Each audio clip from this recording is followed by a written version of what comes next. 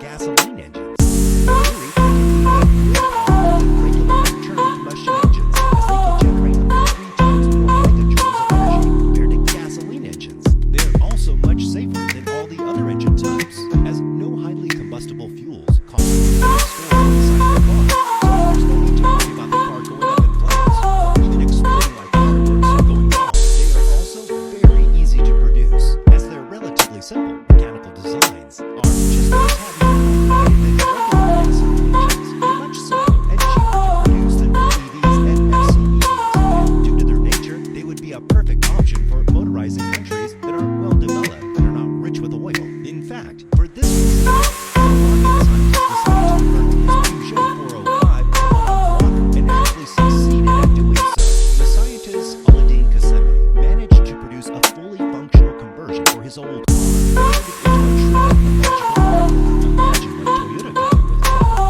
If a man in a shed could make a daily drivable, water-powered car. Apart from being easy to produce, water-powered engines are also extremely economical compared to both gas-powered vehicles and EVs. As Qassemi's 405 average between 30 and 40 miles per gallon of water, which is just fantastic because the base petrol engine used in the car could never achieve such high figures. This means that we can hypothetically see water-powered engines that can do 80+ miles to the gallon without being completely gutless, which makes the cost of running such cars even lower than what we initially believed it to be.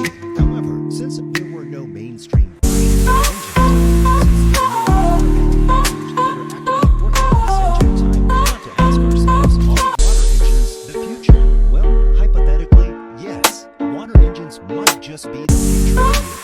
However, the conclusion is not that simple, as there are a myriad of issues that water engines have been experiencing in the past. First of all are the logistical issues. Although the infrastructure would need little to no adjustments, the engine technology is still highly experimental. Most of the functional prototypes have been very unreliable, and their daily usability has been mediocre at best. Furthermore, even though using water as a fuel might seem like a good way to go, the fact that it is divided into hydrogen and oxygen makes us question the safety of the car itself. As we already mentioned, hydrogen is extremely hard to contain, and even a small leakage in the system can turn out highly dangerous and even fatal. Plus, even if Toyota were to make a reliable and safe water-powered car, who's to say that they wouldn't get shut down by lithium mining companies, battery producers, and most notably oil companies? By using water as a fuel, we almost completely mitigate the usage of fossil fuels in day-to-day life, and there would also be little need for mining rare and expensive elements such as cobalt and lithium, which would seriously shake and even destroy some of the most profitable companies in the world currently, such as Rio Tinto, and those companies will definitely do everything in their power to completely discourage further development of such engines. You don't believe us? Well, there are rumors that they've already done that some 25 years ago